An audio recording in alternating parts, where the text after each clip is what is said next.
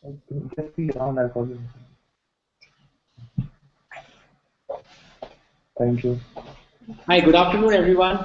My name is Kapil Nakra, and I'm one of the co-founders of Digital Vidya. Welcome to today's webinar. Today we have someone very special with us today. We have Abhijit Arya. Abhijit is the CEO of Internet Molecule. Abhijit is hotelers by background, and he's now a renowned hotel marketer. That's, I think, one of the primary reasons why Internet Molecule currently has more than 250 hotels as clients. Today's session is very, very interesting. Today's session is about everything to Just do be with around, I'll social call you. media. So, the world of social media is Thank you. changing continuously. Hi, good afternoon, everyone. My name is Kapil Nakra, and I'm one of the co-founders of Digital Vidya. Sorry. Yeah, so it's no more restricted to just getting good reviews, reputations, or even doing the brand awareness. It's moved on to a stage where you can actually now think of generating actual revenue from the social media. So today's session would we'll be covering various opportunities, how social media is evolving today, to the stage wherein how you can really measure it effectively to get ROI for your business. So without taking any further time, I will hand it over to Abhijit just to cover the logistics. You would see a Q&A panel on your right hand side. So during the session, if you have any question, just put down your question over there, and we will have the presentation for about half an hour. After that, we'll take up as many questions as possible. So that's it from my side. Over to you, Abhijit. Hi, good afternoon, everyone, and thank you for taking time out of your busy schedules on a lovely Wednesday afternoon. And thank you, Digital Vidya, for organizing this for all of us. So, last few years, everything seems to have become social. Every conversation over a dinner table or at a party or anywhere in any business circle is about social media, reputation management, internet marketing, and such. A lot of people have got it right. A lot of people are trying to still understand what to do with this medium. And then there's a lot of talk about the fact that is there a sweet spot for social media and reputation management, or is it a moving target? Every time that you think that you've understood yourself and your brand and versus social media and you've got the healthy mix, the target moves. So, is it as dynamic as evolving as that? And in some cases, while people are trying to understand the dynamics change, and unfortunately, some people lose faith in the medium or faith in some part of the medium, and others excel. And but however, in our experience, we would like to say that social media reputation management today is the need of the present. It is not the future anymore. It is the need of the present because it is nothing but just you and me making choices and making decisions online. So, like I said, some of the reasons that people got on to social media a couple of years back was because, well, hey, everybody in the West was doing it, and we need to do it as well.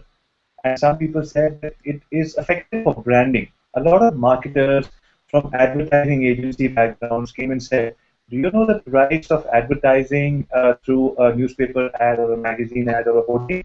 It's 20,000 times more expensive than doing a few social media posts on Facebook to a captive audience of a couple of thousand. So the costs are negligible and it's a great branding tool." So some people chose that as a medium, as a reason to start social media. Some people said, well, you know what, we need to, we connect with our audience. We need to know who our clients are, and also we need to make an impression. It is cool and it is the need of the hour. It is futuristic, so let's get on to it. So a lot of people joined the social media bandwagon with different intents and started social media a few years back, especially in this part of the world. Then came understanding their own brand and their customers. Now, every the biggest change that happened was that today, even small companies, smaller and mid-sized companies, were thinking of their brand, were thinking of how to promote their brand. Earlier, it was only the big giants who had creative directors, who had people who were responsible for positioning the brand within the market. But here now, smaller companies were taking charge. Smaller and mid-sized companies were saying, "Hey, let me make my brand, my logo, my whole positioning, my understanding on social media." So that brought about a lot of change. Once that happened, Facebook, Twitter, all these tools had also started evolving. So what we started seeing was the advent of applications. So a lot of applications started coming up into the system. And people started saying, hey, you know what? Now I can personalize an application. I can personalize the experience for my captive audience, and sort of start talking to them and start getting some market analytics from them. So that became the next step. And this built a lot of engagement between people back and forth. So a lot of things happened. Soon businesses started realizing that, you know what, social media is going to be a part of what we're doing. So it is going to be, we have a finance department, we have a PR team, we have marketing, we have different departments like sales, operations. You know what, let's make a social media or a reputation management or internet marketing department as well, because this is going to be important for us as well. So first part of my presentation is going to cover the fact, what is social media, how did it come about, what are people really thinking, new age businesses, not only talking about the large corporation, but what are new age businesses thinking, and are they making that change? What is the mindset? Because it's only once we understand the mindset of the customer today will we be able to serve him better. So what is the change in his mindset over the years? How is he within amongst the other 20,000 things that he's doing, wanting to understand and make social media a part of? What are the challenges and what are the questions that these guys are faced with while they're trying to adopt social media? Then some of the best practices that we learned over the years, and then some measurement techniques is what we're going to run through here in this presentation. So what are people saying about you? From time immemorial, human beings, all of us, you and me, all are affected positively or negatively by what is said about us. Some people will make positive changes, and some people might not react to it. But today, when we're running a business, not making a change after hearing something being said about you can be detrimental to the health of your business. So, like we mentioned, it's not just physical anymore, but there is digital competition out there. There were times where we knew our customers, we knew how they were evolving, there were surveys done, and surveys would come back to us in a couple of months, and we would start reacting to those. Some reactions would work, some would fail. However, today, social media is letting us know how our target audience, our captive audience, our potential clients, our prospects are behaving on an every hour basis, how they are reacting to a certain part of the news, and what decisions they would like to make things happen for their own businesses. As I said, it's a ever-evolving market and a very ever-evolving medium. On social media, it's best to find virtual sentiments of your consumers, and obviously to know influencers in the digital world. These are the guys who are helping you build your brand, but of course digitally. So a business owner is mostly thinking, why? My brand faces these challenges. I'm already doing great deals. And the still conversions are not so much. Fine. The first part was adopting the internet. So I adopted the internet. I adopted internet marketing. I adopted digital marketing. I got on to a right start. I am doing promotions. I'm doing social media. I'm doing footfalls. Everything that you said I'm doing. I might have a team in-house, or I maybe given it out to someone to do. But I still don't see a lot of conversions happening. So what am I doing wrong? So he thinks, a normal business owner thinks, is my product good? My prices are even better. But where are the customers? These are decisions or perceptions that he has about his own business, maybe without checking what is happening around in the world. Further, he says, the other guy's product has no class. How come he has so many customers? What is he doing that I am not doing rightly? This is what businesses are thinking when they're doing everything else correctly. Let me Google his brand. Let me find out what my competition is doing online. Let me see what is happening online for my other competitors, and let me see how they're different from me. In some cases, people are surprised to see, hey, hello, I know I've been attending my regular webinars, regular conferences, exhibitions. My marketing head, my chief marketing head has been screaming out loud that we need to have a comprehensive social media reputation management policy. But it's only now hitting me that I should be doing something like this, because Look at what my competition is doing. He's got a great brand presence. So one of the key learnings that we've seen here is that a person, unfortunately or fortunately, businesses, there are very few leaders and the rest of them are followers. People see what competition or people in their field are doing and start following them. This sometimes becomes detrimental to their business because you could be in the same vertical, you could have similar customers, but you never are in the exact same business with the same customer base. So we cannot write somebody else's exam just by copying what he's doing and think that we write on our, we write with our social media path. There is an understanding of your business that nobody except you would have.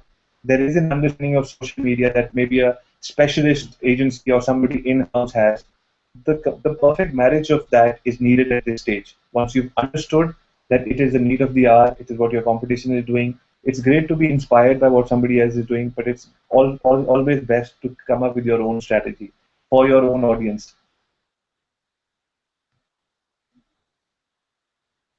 Further on, the business owner realizes, hey, listen, my competition's digital presence is overwhelming.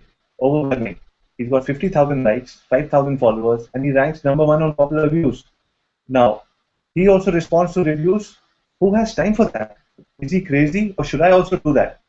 Now, here is another step where we encourage people to say, hang on, stop.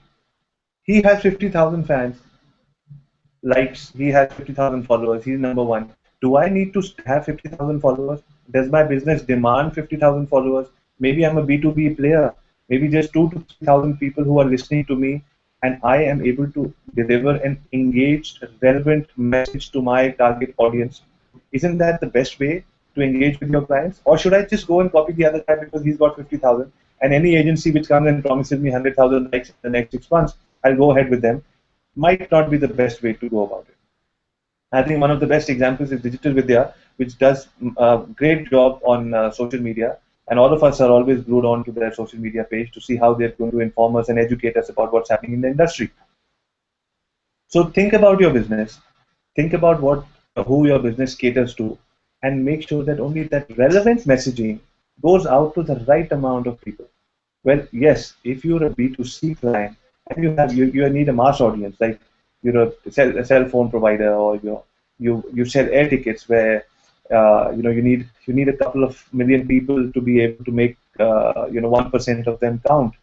That is when you might need a couple of 100,000 fans. But otherwise, the fan base or Twitter following should not be your only criteria for going ahead just because your competition is doing it.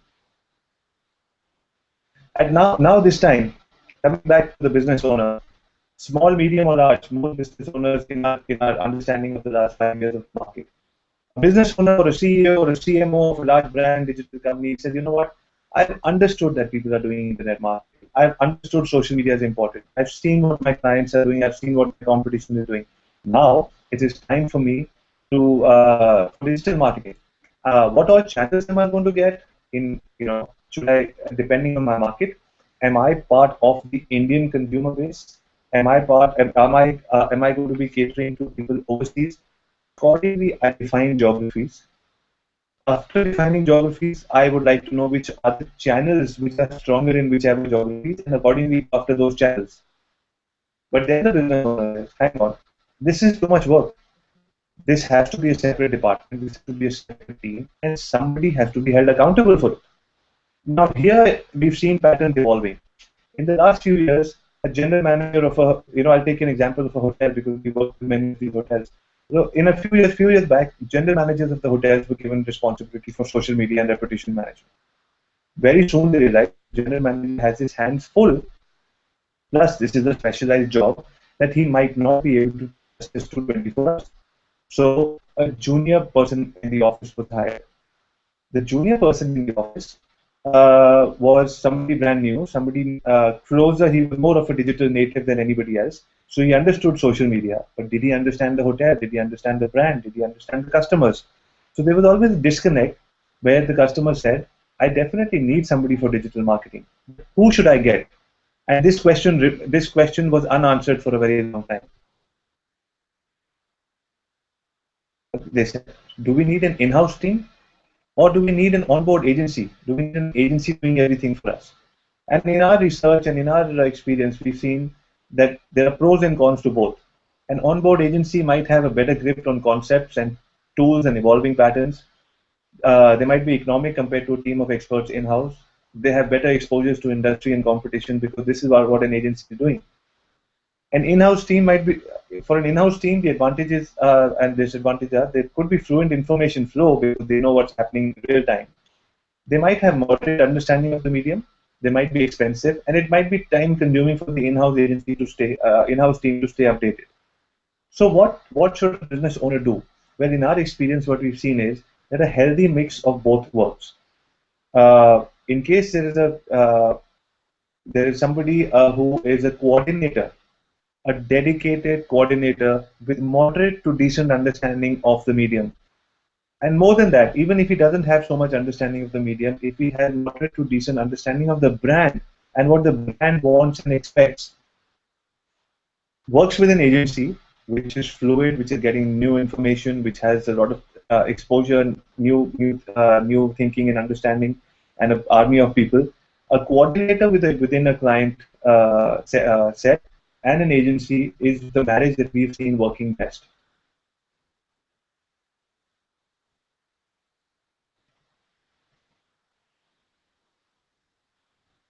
So the business owner goes on says, if I hire a marketing agency, there will be clear understanding. They might have a clear understanding of the business. They'll be informed about digital trends across industries, and they understand the psyche of the customers. Moving on. At this stage, I would like to say that a lot of people are saying, at this stage, the business owner or small, large, medium business, CMO, we've understood that social media was needed, competition was doing it, reputation has to be built, it has to be safeguarded. We need somebody who's the person, how is it going to work? And we come across with either an agency, either a department in-house or an agency, or like I said, the best way to have an amalgamation of both things working together. Now, what all should I do in social media? My brand is influenced by what? Well, if I have a kids brand, is it going to be influenced only by Facebook? Should I do only Facebook and nothing else? Let me do one thing. Let me start small. So I'll call an agency and I'll tell them to maybe work with me only on Twitter. Or let's do one thing. I've heard YouTube is great because I'm always watching videos on YouTube, and what works better than visuals? So let's scrap everything else and let's do only YouTube. Now again, in our experience, we've seen that brands are now slowly understanding that no one medium on its own might be working for them. Unless you have a very targeted base. For example, if you have only, say, youngsters, your youngsters respond mostly to, a lot to Facebook, and you have only youngsters between those ages, and they're going to nightclubs. So we've seen restaurants, spas, restaurants and nightclubs doing very well just having a social media campaign. But the best campaign on internet marketing or social media is when there is an amalgamated mix, a perfect integration of everything for your brand. So your brand is in the center, and you go to YouTube, you do Twitter, Facebook, LinkedIn, Pinterest, a little bit of everything, so that your customer, your evolving customer who is going out onto these brands for his different information, finds you and finds you as a guiding source for all of these, at all of these platforms as well. And this is how you build a better brand image, you target the right audience, and you have a huge reach.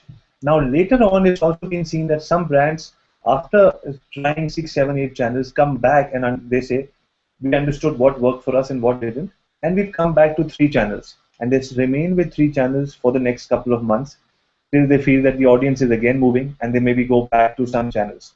I would like to again, through this webinar, make a point that in the last, our strict learning has been that there is nothing constant in this world of social media and reputation management. There is nothing which is going to work forever. There's something which works today, and after 3 months, it might need a lot of tweaks.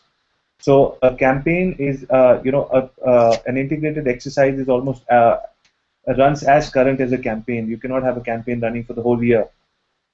I'd like to give an example here. We were working with a very renowned hotel, which had been running social media campaigns, probably one of the earliest hotels in the country which were running social media campaigns. The first 2 years, they got awards and accolades saying that, our social media campaigns are the best. We're the early mover, we're the early starters, we're doing everything. Well, we have a YouTube channel, we have We post pictures on Pinterest. We have a Twitter following. What else do we want? After the first or second year, when the hotel and the industry and social media on its own started graduating, they realized that they're not moving anywhere. The engagement levels are only falling. What should they have done, and what did they do wrong? Well, the hotel soon realized that there are 52 weeks in the year, and during those 52 weeks, they have an audience. They have an international audience which was 40% of their business, and they had an Indian audience which was 60% of their business. The 40% audience was coming from 20 plus countries, and the 60% audience was coming from 18 states in India, and they were all coming at different times through different channels. But the marketing was consistent to all of them. The Facebook messaging was consistent to all of them. So at one point in time, the hotel was advised to have a different messaging for different people. Now, uh, the same example was once brought to a hotel that we had met overseas. Now, overseas means a more evolved market. When I say evolved, means that they made more mistakes and they learned faster than us. It's not that they just they just they understand social media better than us. They just made more mistakes. They played around with the medium a little more. Now, a similar hotel chain, very large, they said, we did the same thing. We have been running social media campaigns. We have an audience from different parts of the world. And we actually broke everything down into 52 weeks and all of that. And we targeted different messages for different people. And you know what? It still didn't work.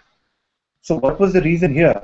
After digging deeper, we realized that the 16, 17 nationalities that were coming to this hotel chain, which had a headquarters in New York, all these people had different lead times for booking. So if somebody was looking to book a hotel in January, and these people said in January we are targeting people from Spain, it was not in January that they were making their booking decisions. The booking decisions were made in September. So lead time played a very important role. So to recap this whole example, the understanding which came from these few examples was a 52-week, break your audience down into what time of the year, what kind of audience is coming and buying things from you. For an Indian company, it could be Diwali, Holi, Christmas, New Year's, all of that. Break it down. When are those people looking to buy, and when are those people actually buying? And have different messaging for buying, post-buying, pre-buying, launch of a property, pre-launch, post-launch, and the results are phenomenal. Coming back to the basics, it has to be relevancy and right targeting. So you have the right people and you're giving them the right message at the right time. Social media works the best. Moving on. The business owner says, coming back, since I'm using the terminology, I'm using the business owner to communicate to you. So the business owner says that social media and online reputation also helps build brands. So reputation management is a part of social media. It's different. How should I control my reputation? And he moves on. I know that my reputation influences the influencers, and all these social recommendations let me build my business. But how should I do business? How should I do reputation management? I remember talking at a seminar overseas a few years back, where I wanted to finish the seminar but just by saying one line, one powerful line, which maybe could stay with all. I do mention it in most of my presentations, which is that every online comment, I mean, most, there might be some which people argue that they are fabricated or not true, but in most cases, whatever is being said online is a function of what happened in your business offline. So there are elements of surprise, but those are few and far in between. Whatever is the function of your business offline, if you're able to convince or make a customer happy or meet a commitment or make a promise and meet that promise on time, online, offline, the same sentiment is captured online. Now, why is it that since the advent of online, a lot of people started talking more and it just blew through the air? Well, I've been running a business for the last 30 years or 40 years, a business owner might say, but I still didn't have so many people coming to me and talking about my business, good or bad. Well, there was one study which I had attended where they said a lot of human beings are non-controversial by nature. We are non-confrontist by nature. We don't like to confront each other.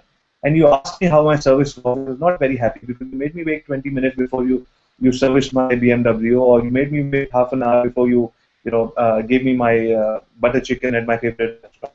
But when the owner of the restaurant or the chef comes up and says, how's your meal? I'd rather avoid that controversy. I say, it's fine, I'm loving it, thank you very much. I avoid it. But online, I'm allowed to say whatever I want without having to face anybody. So you saw the advent of a lot of people talking online because there was nothing to hide. There was no inhibition. Now, now that this is happening, we all know this is happening, and a lot of people know that there are studies to show how a good reputation can either make or break a business. So, what should we do? Uh, you know, so reputation management. Well, I still speak to hotel and company owners around the world. Very established people. They have made a success out of their business. All of us have a lot of things to learn from them, but they're still trying to understand why is my reputation in the hands of everybody else? Why should I have to think and manage my reputation? Well, this is the reality. Our reputation, our character, like they say, is in our hands. But what I do every day with my character builds my reputation. So a reputation was always open to what people could say. It could be family, friends, business. Anybody could say anything about us. The only difference is that now it is happening online. People are tracing it, people are tracking it, and then they are making a decision whether or not I should do business with a particular company or not. So the how to reputation management. First is I should identify my objectives. What are my objectives? I should identify my target audience. Who is my target audience? Who's listening to me? Who's talking to me? Who's talking about me? If I'm in the services business or if I'm in the product business, who is my end consumer? Who is the person who gets that delight factor once he deals with anybody in my business? Then, very, very, very importantly, I think I should have made a highlight over here. I need to sensitize my team. I'd like to make a point here, one of those very important points. In most cases, it has been realized that reputation management, social media, and the kind of webinar and whatever we're doing right now largely remains within the decision makers and senior management, and it does not flow down to the team. Recently, we did an exercise with the company where the company was initially unhappy and later surprised, and eventually I'm hoping they were happy because we started the 12-day program of working with those clients by talking to every junior employee in their team. So again, I'd like to give an example of a hotel chain where we implemented hotel reputation management and social media for them. And once the whole chain gave us the ownership of the account, we started talking to their drivers, their concierge, their housekeeping, their laundry, and the people were taken aback. Why are you doing this? The management has taken a decision, and why are you talking to these people? They don't understand it. Well, that is where I said that the reputation needs fixing because these people don't understand it. The delight factor or the unhappiness factor comes mostly from people who are interacting with your client on a real-time basis. If you have a telecom company and you're selling, say, mobile phones or SIM cards or whatever, it's your call center with people are coordinating with. If you're selling FMCG products, it's maybe the retailer that people are dealing with, who is selling on behalf of you. So at every point, people who are coming in touch with your customers need to be sensitized about social media and reputation management, and because it does not flow top down, it flows bottom up. Moving on, should I have one person responsible? Should I connect with the audience offline or online? And is it the same thing because it's the same customers who are offline? A lot of companies which I've seen who are doing great social media, especially overseas, have been saying that we know customers who buy something from us, and we try to, so you call it social CRM or whatever. People are wanting to connect on social media channels with customers who are buying from them on a real-time basis. You bought something from me today. What can you do for? What can I do for you tomorrow? So I want to be a brand which tells my customers that I am following. I'm not following you.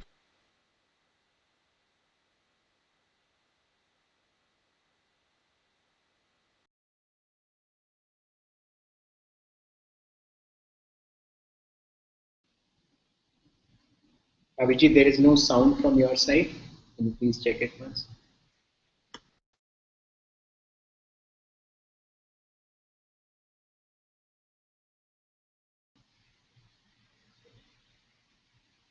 Abhijit, looks like there is some issue with the voice at your end. Can you please check it once?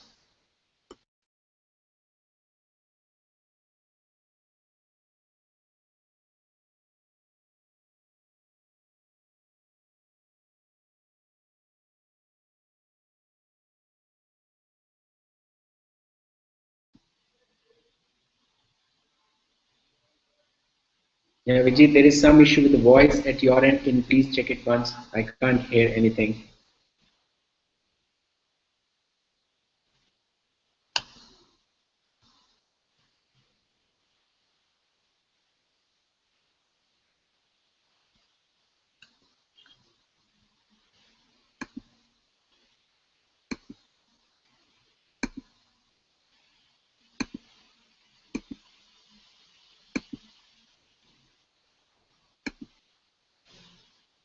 Yeah, hi everyone. Looks like there's some issue at Abhijit's end. He has just logged out and he will be logging back soon. So, you know, one, definitely keep posting all your questions that you have so far. Looks like a very interesting session to me. I mean, personally, there's a lot of critical point that he has made so far. So just to summarize, I mean, one of the major things that, in my opinion, he has said is that just building a presence on multiple channels on social media, do a lot of brand reinforcement. That definitely helps. And ultimately, even if you're serving one domain and even if you have the same target audience, it's just following your competition just itself do not make much sense. So, Abhijit, looks like you're back. Yeah. Great. So I was just trying to summarize some of the learnings that I had so far in your session. So can you hear me now? Abhijit, are you there?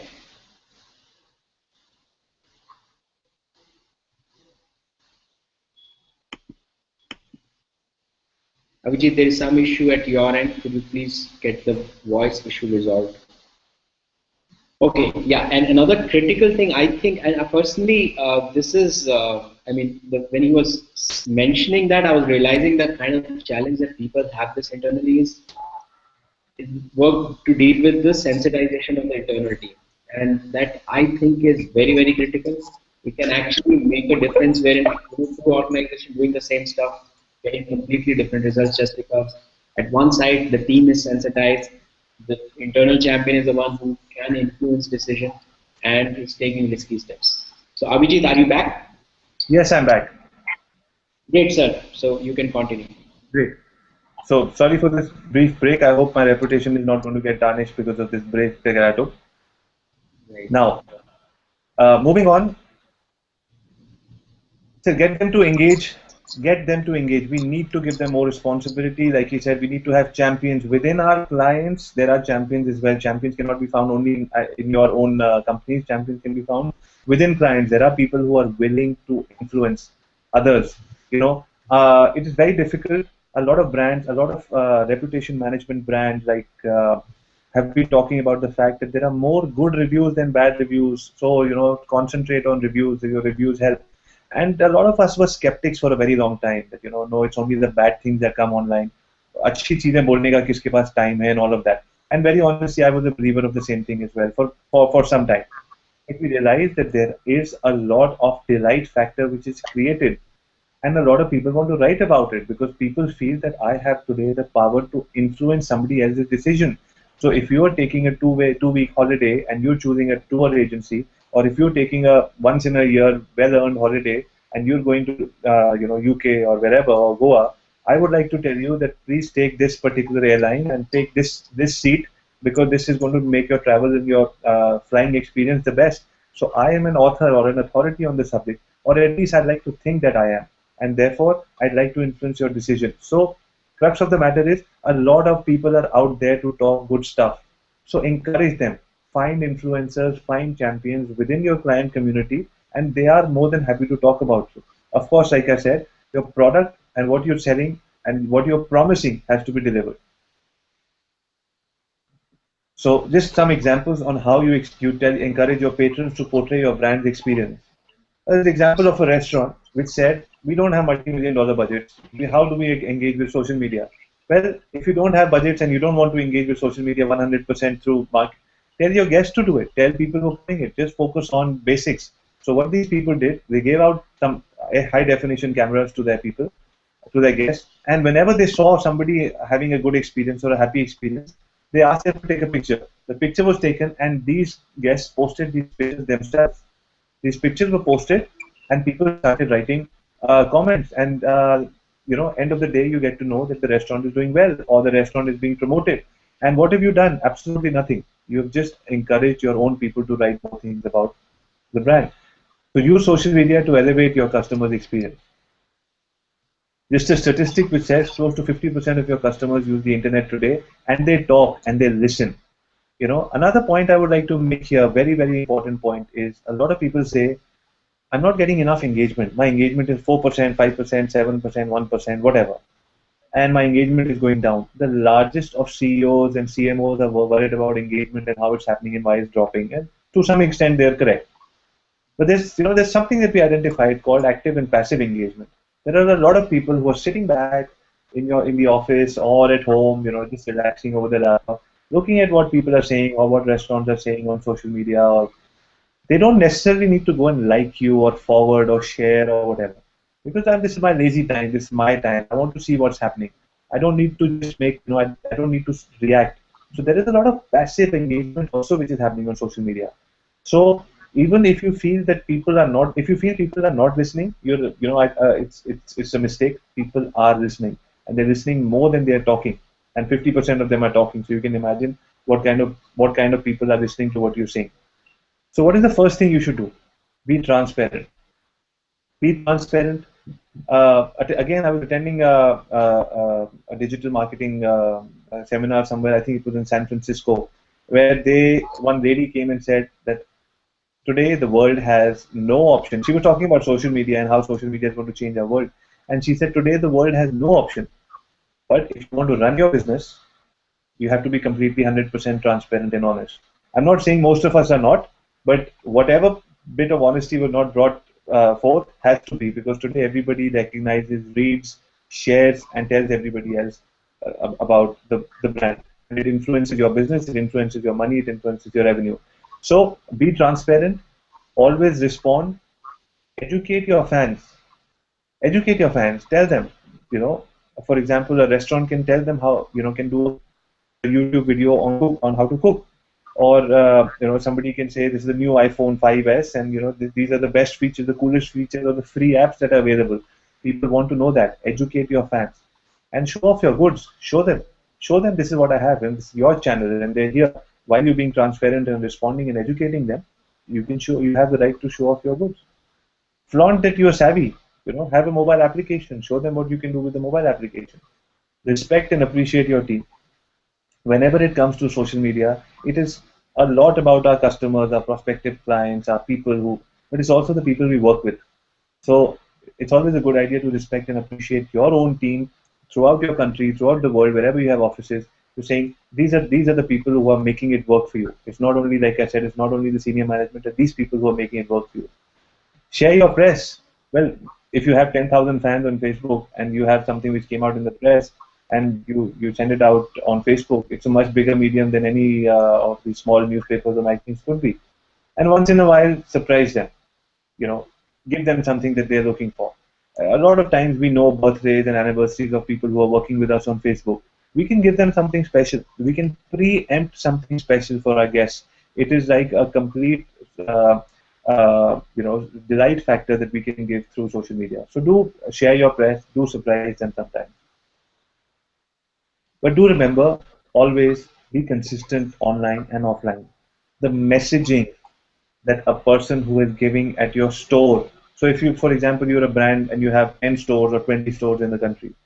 So if there is a store manager in Bangalore who is giving a kind of a message to a client to say that we are on time or we're consistent or I'll give you a refund on time or whatever, that same messaging should be consistent online as well.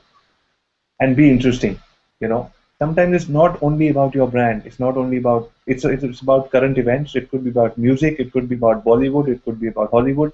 So keep it interesting.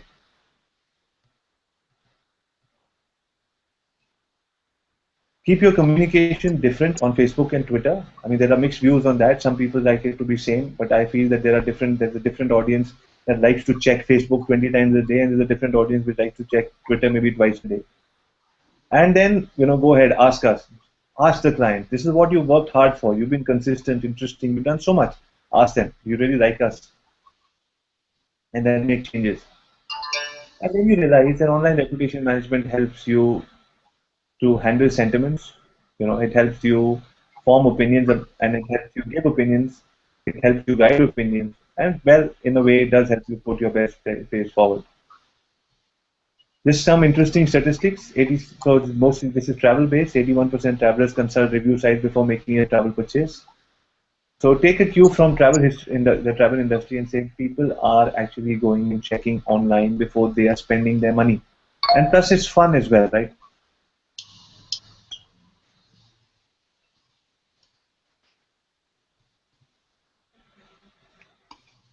Everyone else, this data shows everyone else seems to be online.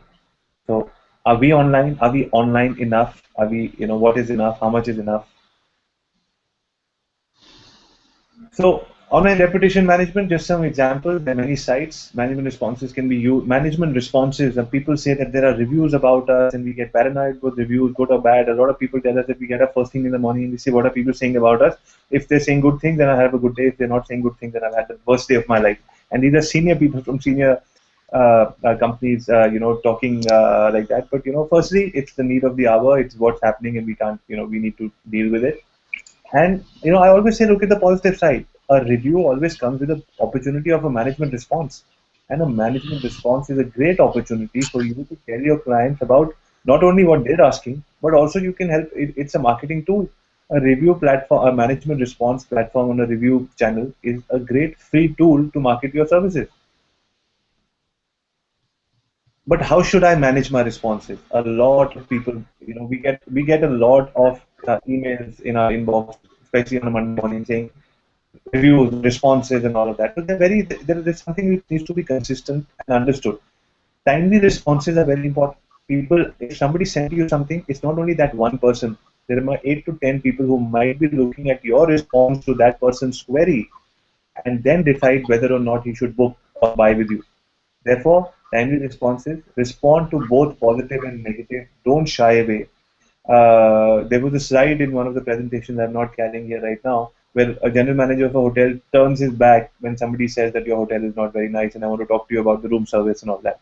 So we don't turn our back and we don't hide from our customer when he's saying something bad or adverse at our hotel reception or at the counter of our store. So why should we not respond to both positive and negative? Adapt the tone and verbiage to maintain uniformity. A client or somebody who's reading should know that there is one person with uniformity in decision making. Well, some argue that you can also use SEO-friendly keywords. They do make an impact. Promote intelligently in responses, and don't ever get into paid reviews. And a lot of people ask us. That's why we thought we'll make it part of the presentation. That is there something called paid reviews? There might be. We don't know, but there's no need to get to manage your reputation by doing anything other than being genuine. Your customers are your biggest brand ambassadors. 80, 85, 90% of customers are always happy. Ask them for reviews. Ask them to be your brand ambassador. They'll be more than happy to. Can things go wrong? Yes, things can definitely go wrong. When you're approaching social media or reputation management, it could be the right person with the wrong approach. It could be the right person with the wrong time. It could be the right person with the wrong messaging. Any of these things could go wrong. And why things go wrong?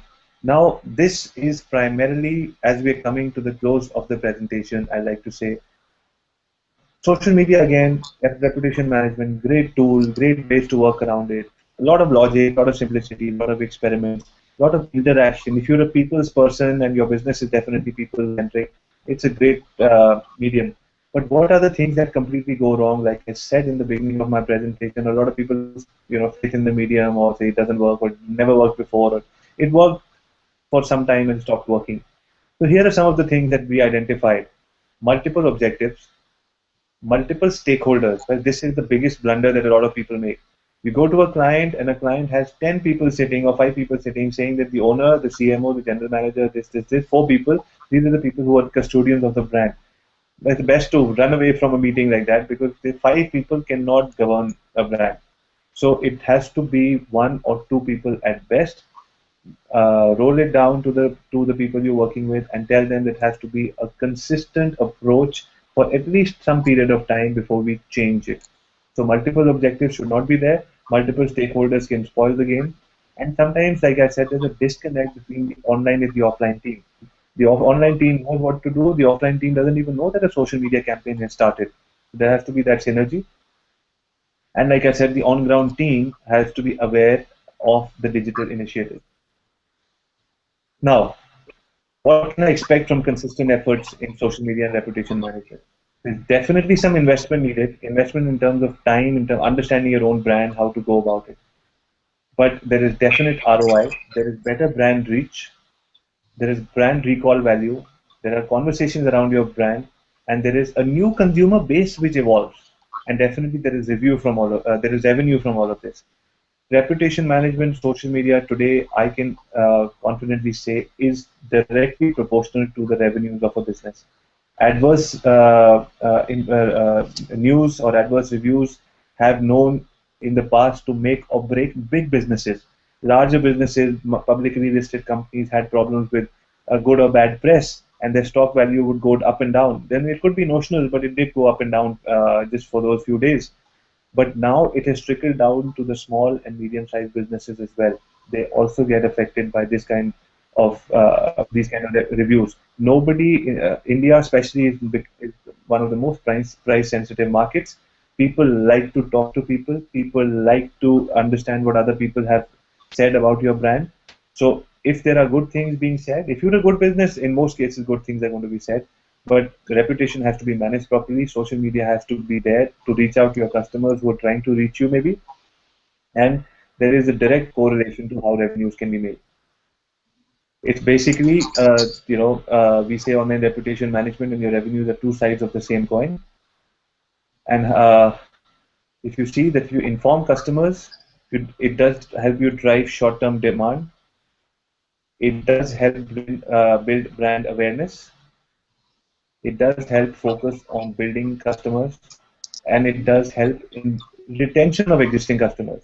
Now, there were many studies which said that if you do not talk to your customer enough, if you're not informed enough, if they're not in touch with you enough, you tend to lose those customers. But here we're talking to them. This social media is a great way to connect with your customers and keep connected with your large growing base of customers. So a lot of people say, if you think your online reputation management does not impact your revenue, look at some of these numbers. 90% people trust social recommendations, 70% trust opinion users, 10% rates swing, 10% rates, and what you can allow to charge swing on the basis of online revenues and online reviews. It does not matter if you're conscious or not, but online reputation management impacts the business. So the decision of your buyers, like we said, the rates and the number of return customers. So be focused on reputation management and social media. I hope some part of this presentation was useful to you. Thank you very much, and now we can maybe open it to some questions if we have time. Great. First of all, thank you, Abhijit, for putting in a nice key tips and suggestions for all of us to follow on how to really take care of the social media stuff. 4 o'clock. So guys, if you have any question, you can now put it down in the question section. I have some questions for you. So Sure. You've been in the space, you've been operating in one vertical. You've really gone in the depth of that. And that's really one thing that I really like about your company as well. So in a way, if your target audience are relatively same and you're from the same domain, how different is really the strategy? And what are the, like, if I have to say, what are the top key things that are relatively same across everybody with the same target audience in the same domain?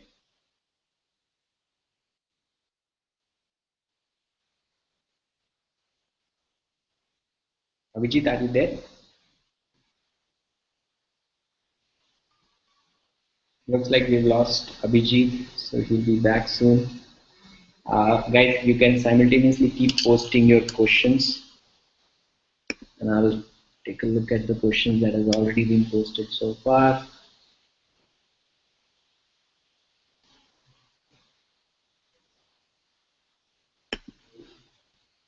So guys, if you have any question, just put it down in the Q&A panel, and I'll start with some of the questions that I can possibly address before Abhijit can join us back.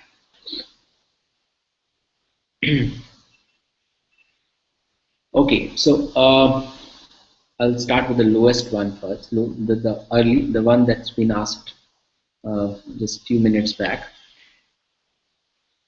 Preru, you have a question. As a marketer, how are you going to measure the performance of positive engagement? Okay. Looks like Abhijit, you're back. Yes, I am. Okay, great. So you got my question, or you want me to repeat that? Could you repeat it, please? I just got back. So the idea is, you've been operating in one domain for years now, Right. and one thing that I've always keep wondering is that if the domain is same, and even if for most of them even the target audience is also the same, then Right. to what percentage does the strategy really differ? And what are the key elements that really remain same across all clients in one domain? Right. Great. So no, that's a very good question, and I wish that this question gets asked to us more often by by the people that we work in the same vertical, which is mostly hotel, travel, and airlines. So what happens is that firstly, I'll talk about what differentiates all hospitality brands. So a lot of people, like I said, with the advent of social media, reputation management, and internet marketing, people like hotels also started understanding a lot about their brands. Well, the larger hotel companies always had PR companies and brand managers and all of that. But there are a lot of homegrown Indian companies and Indian chains and chains across the world in the last 5, 7 years, which did not have the kind of brand understanding that was needed. A lot of times when companies like us work with brands, there is if the brand evolves. They make certain changes. They understand the brand. They understand the customer. They understand the connect. Like I said, the 52-week program on how 52 weeks are different for different people. These you know these had used to work offline. So when they used to send their sales managers overseas for sales visits, they would send them during the breaks, summer breaks in Europe. So those people had more time for them, and then the customers would start flowing in after October. But when it came to online, the same strategy was forgotten. So a lot of times, it is the agency and the hotelier sit together and reinvent some part of the brand positioning and the messaging and understanding what kind of audience you're working with. The audience is fast evolving, and the hotels are open to these kind of changes if they find relevant business at the end of the day. For example, just about a year and a half, 2 years back, working with a very large client, we realized that there is a correlation to the proximity to the country online. I mean, it must be offline as well, but we realized it when we were working online. So a client, if you're looking for clients from Vancouver or Canada or North America, which might be higher paying clients, because a lot of our five-star hotels gets a lot of five-star hotels in India get a lot of premium business from North America, but majority of the business from India, and now a growing population of people are coming from Dubai to India. And we realized that the lead time, if somebody is coming from America, he wants to book maybe 6 months to a year in advance because he doesn't know India and he's scared of India, or he's like, they might say no to my booking or whatever. He does a lot of research and he books a year in advance and checks 5 times. The guy from Europe might book 3 to 4 months in advance because there is a probability that he's got somebody who's visited Europe. A guy from Dubai will book maybe 3 days in advance and he'll land up at your hotel. So there are some things which are consistent, that the hotel knows where the audience is coming from, and so they have their strategies. But at what time, firstly, at what time to engage with what customer and to market what message to what customer is what has been a change for the hotels to learn. The other thing has also been the hotels have now started realizing, and they always say seeing is believing. When we show them figures and trends and numbers, they actually see that their money is best spent somewhere else. So hotels have an X amount of budget to say that we want to market customers in London. But if your London customers are not coming, unfortunately, because of the economic downturn, the trend has gone somewhere else. In fact, there's an unfortunate example as well. A few weeks back, we realized that because of the unfortunate incident that happened in Uttarakhand, there was, that some trends showed a lot of people searching for hotels in Goa or Kerala. So a lot of people had their vacations or destinations planned. They had 10 days off from work, so that so nothing was happening in Uttarakhand. So a lot of people started going to other destinations. So the difference is a lot of trends are being studied now. Trends are available online. Trends are changing. So hotels are open to new trends. People are open to experimenting. But at the same time, in terms of strategy, um a lot of changes are happening almost every quarter, because as time is increasing, their offline strategies are forcefully or naturally getting integrated with their online strategies. So that is, if I've been able to explain myself well, that there is a sort of a thin line between how much it's changed and how much it's changing, but it's definitely integrating with the social and internet marketing strategies. Got it. Great. There another set of questions that possibly every third question is related to this topic, which is to do with Okay.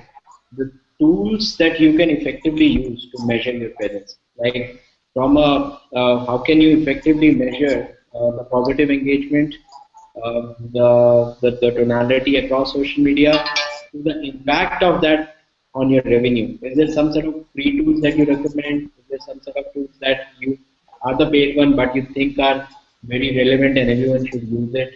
So Sure. any in Sure. that So, direction? so I don't think there is any one tool that really stands out. Unfortunately, every tool has something better, and the next year the other tool has the other edge over the other. So, in terms of the industry that we work with, there is Revenate, Review Pro, Trust You. There are many tools, but I'd like to make a point here. There are a lot of tools in the market, and I'm not making a bias or a judgment towards any one tool. But there are tools. There are some tools which are when the customer is left, when he's already had that experience with you. So, those are tools where everything, when something right or wrong has already happened.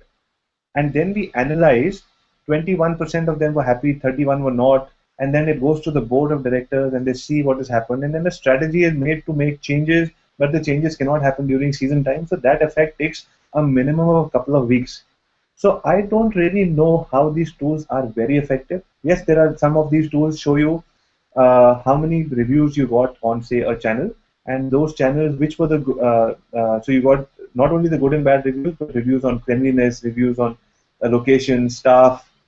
You can't do anything with location, but if you had a good review on cleanliness, you know that you can immediately make a gesture and maybe award somebody in your housekeeping team for that good review, or reprimand somebody for a bad review which came because the staff did not get something on time. So there are a lot of action items that can happen instantly as well. However, I feel that there should be a tool. I don't know if there will be ever one, or this can be done manually. But I've always been trying, and if our company was to make a tool, we would make a tool which is, not a post-mortem tool, if I can call it, not a tool after everything has happened, but a tool which analyzes guest sentiments while they are staying in the hotel or while they are interacting with you. If we can understand what a customer is doing while he's making that purchase decision. So I'm waiting at a jewelry store, or I'm waiting at a FMCG outlet, or I'm buying a laptop, or I'm doing whatever, and it's taking me 5 minutes, and I'm telling somebody, what, this is really pissing me off. At that time, if somebody can come and make it okay for me, my reviews are only going to be fine, because there is one thing about doing your job well, but the other thing is, if there's something going wrong with the customer's experience and somebody steps in and says, I'm sorry for the mistake, give me 5 minutes, I'll rectify it, you are definitely going to get a 9-star, 10-star review or an excellent review on that. So there are some good tools, but I feel there should be a tool which understands the sentiment while things are happening. And so, but it doesn't mean that we have to wait for that tool. I think in terms of hotels, we always suggest hotels should have their guest relations executives talk to people in their companies at least 3 times a day, or even large travel companies or airlines. You can have a manual program. There's so many manual things still running. We have a manual program for guest sentiments on how is your guest. So, we were doing something for a hotel where we found that these people had a lot of people, junior people who were not very literate.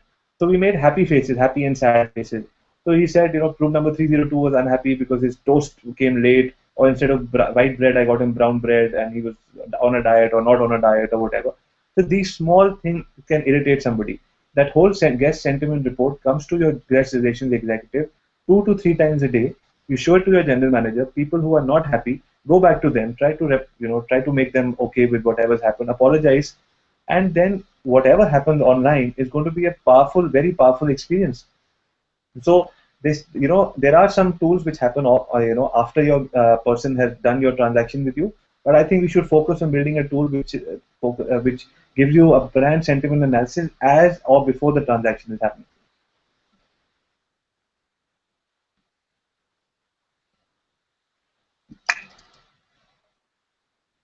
Sorry, I can't hear you. Hello? Yeah, can you hear me now? Yeah.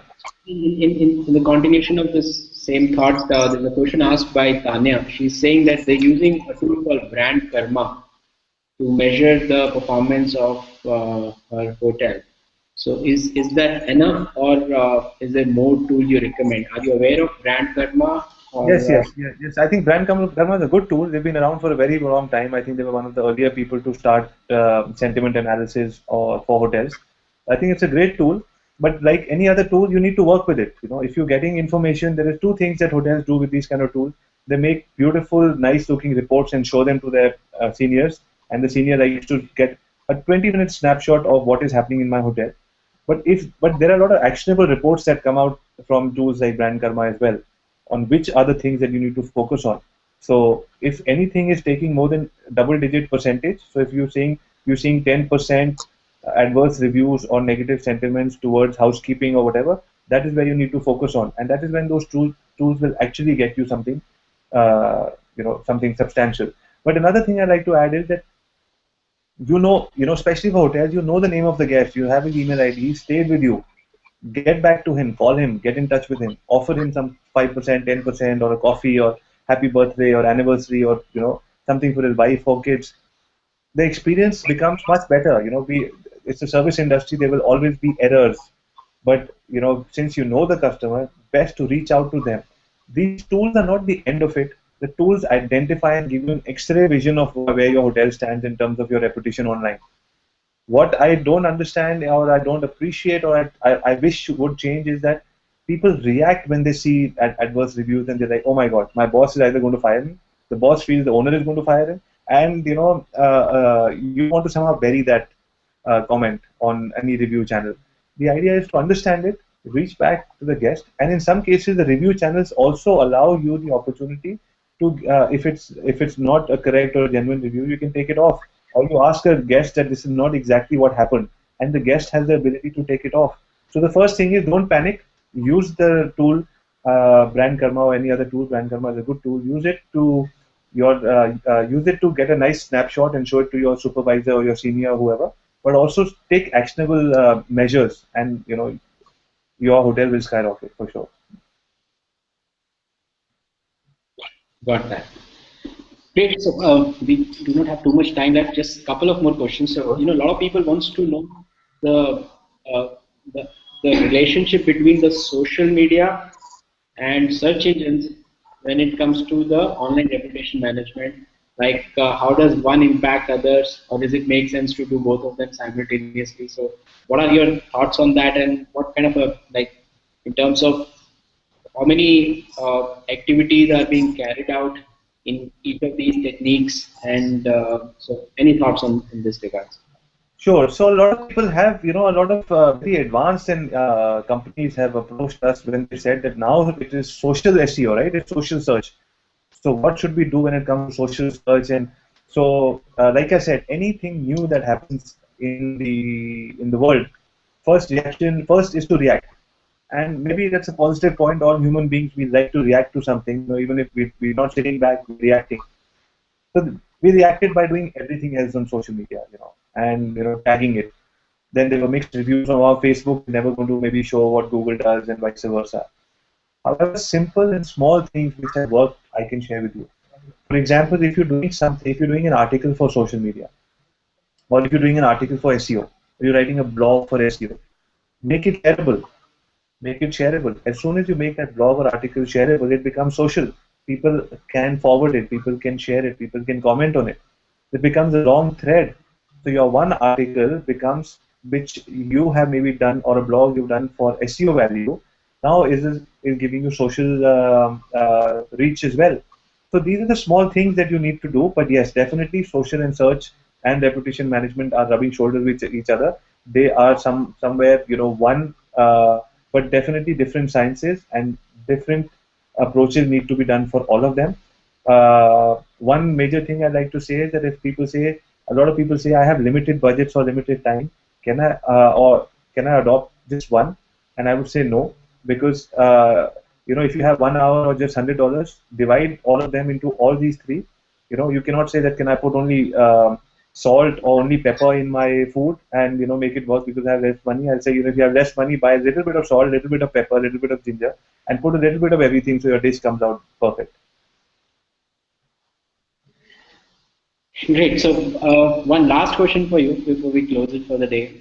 In one of your slides you mentioned that primarily a significant percentage of the travelers use review sites. So as a hotelier, if I have a very, very limited budget, would you suggest me that if I only focus on the review sites, forget about every other social network out there, will that be a good strategy? Or for a limited budget hotelier, what do you recommend? Right. So, if the question is as sort of micro as Facebook versus the review site, then I would say go with the review site, because Facebook, you will still have to build an audience. Review sites, people are automatically coming. Even if you don't want it, the review channels will have your hotel property listed there, and people will already start commenting on it. You cannot shy away from it. So it is like saying, should I build another concierge and have people coming to my concierge with their problems, or should I go to an existing concierge where people are already coming with their problems? So if there's an existing concierge, go there, take care of those people, and this definitely lead to more revenues. And when you have more revenues, invest it back into Facebook or other social media channels. Great. Thanks, Abhijit, for sharing your thoughts. It's been really great. A lot of insightful learning for me, and I'm sure it will be for everybody. A lot of you are saying that you're facing some problem with the voice, so we would be sharing the recording over email. And I would request everyone to go through the recording if you missed some portions of the presentation. And we would also be sharing the PDF of the presentation. I hope, Abhijit, that you'll be fine with that. Yes, I think it should be fine. And thank you very much. I think Digital Vidya has always been helping the whole industry to get latest insights to people. Thank you. I think it's one of a kind and first movers. You were the first movers who made this possible. So deep respect for everybody in your company, and thank you for having us again. Thanks, Abhijit. Thank you, everyone. The session is closed. Thank you.